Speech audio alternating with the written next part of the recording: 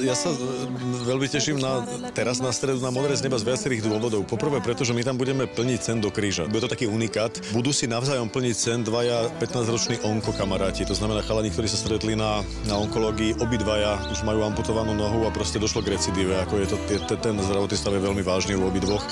A napísala rodina onkokamaráta Kuba pre Andreja, pre jeho kamaráta, pre druhú rodinu, že oni sa už pol roka boria s byrokratickými problémami, s poisťovňami, že im nechcú uznať preplatenie kúpeľne bezbariérovej, aby tento chlapec, ktorý už nemá nohu a možno príde aj o ruku, aby nejakým spôsobom mohol v tej kúpeľni fungovať.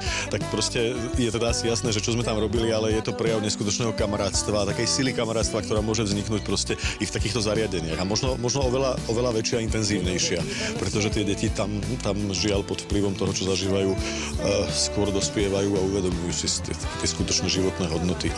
A bez toho, že by to oni navzájom vedeli, tak napísala rodina Andreja pre Kuba, ktorý trávil oveľa viac času na onkológii, pretože on je veľký slovanista, a keďže teda slovanisti to je šatan, tak ja som ich nazval, že to sú šatanisti, tak proste stretnutie s celým tímom.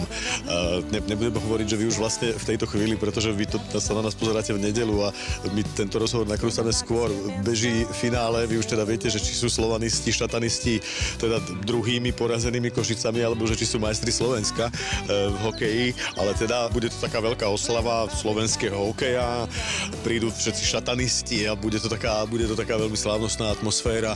Vďaka Kubovi, pretože Slovan počas tohto finále odohral jeden celý zápas vlastne pre Kuba a bolo to úžasné a vyhrali ten zápas.